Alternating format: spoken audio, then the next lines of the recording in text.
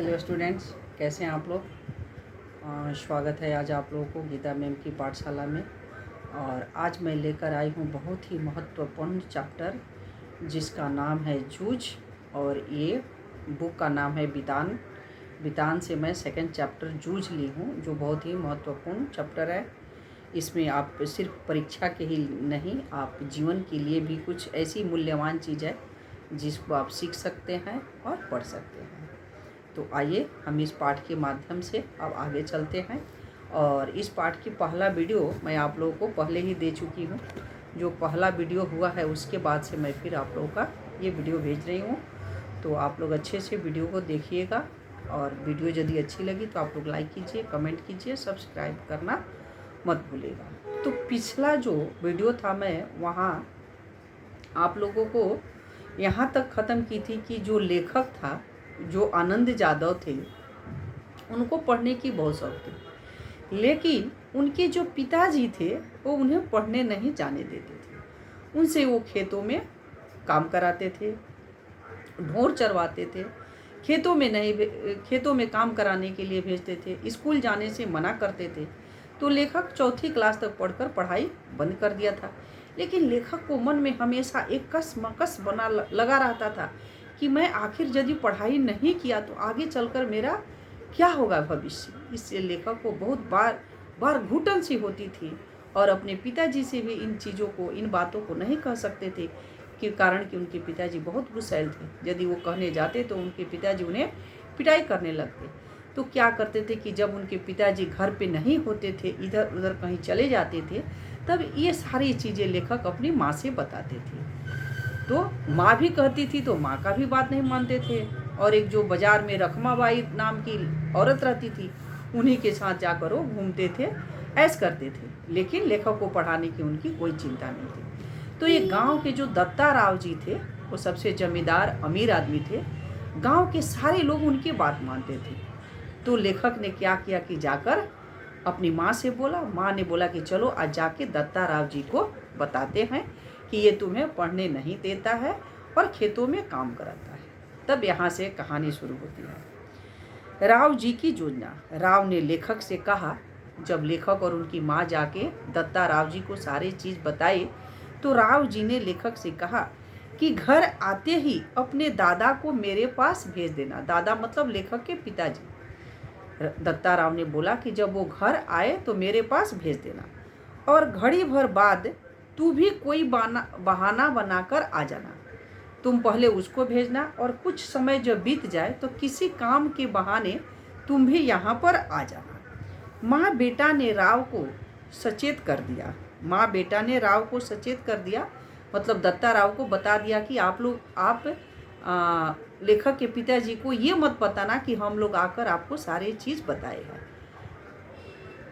हम दोनों यहाँ आने की बात दादा को न बताएं। मतलब दत्ता राव जी को बता दिया गया कि मैं और मेरी माँ यहाँ आई है, आप कभी भी उनको न बताइएगा। राव ने कहा तू उसके सामने निडर होकर जा, जो मैं पूछूं कह देना। वो बोला, दत्ता राव जी बोले कि तुम जा, चुपचाप जा, निडर होके जा, जो मैं पूछता हूँ वो बता देना। जो मैं उसके सामने मैं तुमसे जो क्वेश्चन करूँगा वो ठीक तुम बताना, तुम डरना मत, क्योंकि मैं वहाँ रहूँगा। तुम्हें डरने की कोई जरूरत नहीं है, जो भी बात होगी तुम बता देना। योजना के अनुसार लेखक की माँ ने दादा को राव जी के यहाँ यह कहकर भेज दिया कि राव साहब के यहाँ साग भाजी देने गई थी। तब राव साहब ने कहा बहुत दिनों से तेरा मालिक दिखाई नहीं दिया, उसे मेरे पास भेज देना। मतलब दत्ता राव तो बोले थे कि जा, तुम्हारे पिताजी जब आएंगे तो मेरे पास भेज देना। लेकिन ये कैसे पता चलेगा कि तुम लोग दत्ता राव के पास किस लिए गए थे, क्यों हमें बुलाया गया। तो उसकी माँ ने बोला कि आप बोल दीजिएगा कि वो साग भाजी लेकर आई थी मेरे घर देने के लिए। तो जब वो मेरे घर आई तो मैं उनसे पूछा कि आजकल कहाँ रह रहा है तुम्हारा लेखक का पिताजी, कि आजकल वो दिखाई नहीं देता है, जाओ उसे भेज देना। यही कहकर लेखक की माँ दत्ता राव जी को बताई और चली गई। लेखक का दादा देसाई के बाड़े के बुलावे को सम्मान समझकर तुरंत चला गया। मतलब जब लेखक ने अपने पिताजी को बताया कि आपको दत्ता राव जी बुलाए हैं, माँ साग भाजी लेकर दत्ता राव जी के घर में देने गई थी, तो उस समय दत्ता राव जी ने बोला कि बहुत दिनों से तो मैं तेरे पिताजी को नहीं देखा, जा तुम उसे भेज देना। अब ये चीज़ जब लेखक के पिताजी सुनते हैं तो दौड़े दौड़े दत्ता राव जी के पास जाते हैं। आधे घंटे बाद लेखक की माँ ने लेखक को यह कहकर भेज दिया कि माँ खाना खाने के लिए बुला रही है। जब लेखक के पिताजी को आधे घंटा हो गया वहाँ पर गए हुए, तो फिर उसके बाद लेखक को उसकी माँ ने भेज दिया कि जाओ अपने दादा को बोलना कि चलो, क्योंकि दत्ताराव जी तो बुलाए थे लेखक को कि जब उसके सामने जब वो आ जाएगा तो तुम किसी न किसी बहाने से आ जाना, और उसके सामने मैं जो भी प्रश्न पूछूंगा उसका तुम बेहिचक मतलब निडर भाव से उस प्रश्न का उत्तर देना। तो माँ ने यही बहाना बनाकर फिर लेखक को भी पीछे से भेज दिया कि जाओ अपने दादा से बोलना कि चलिए माँ खाना बनाई है, आपको खाने के लिए बुला रही है। राव जी ने लेखक से पूछा, जब वहाँ पर लेखक के पिताजी भी बैठ गए हैं और फिर लेखक भी जा रहा है, जब लेखक वहाँ पर जा रहा है तो दत्ता राव ने लेखक से पूछ रहा है कि क्या रे तुम कौन सी कक्षा में पढ़ता है? लेखक ने बताया, मैं 5वीं में था, किंतु अब मैं पाठशाला नहीं जाता। क्यों? कि उत्तर में लेखक ने बताया।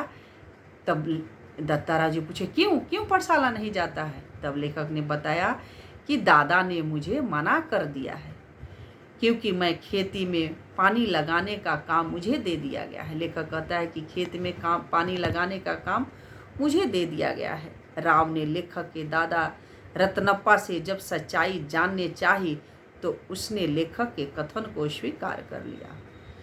लेखक ने दादा के रत्नप्पा से सब सच्चाई जाननी चाहिए, लेकिन लेखक ने इस कथन को स्वीकार कर लिया। अच्छा, इस वीडियो में मैं एक क्वेश्चन बता रही हूँ कि लेखक जो आनंद जादव थे उनके पिताजी का नाम क्या था? लेखक के दादा का नाम क्या था? इसका आंसर आप लोग कमेंट बॉक्स में ज़रूर लिखें। तो फिर क्या होता है, अब लेखक जो दत्ता राव जी थे, जो भी बात की सच्चाई थी लेखक के बारे में, लेखक की पढ़ाई लिखाई को लेकर जो भी बातों की सच्चाई थी वह लेखक के द्वारा सुनना चाहते थे।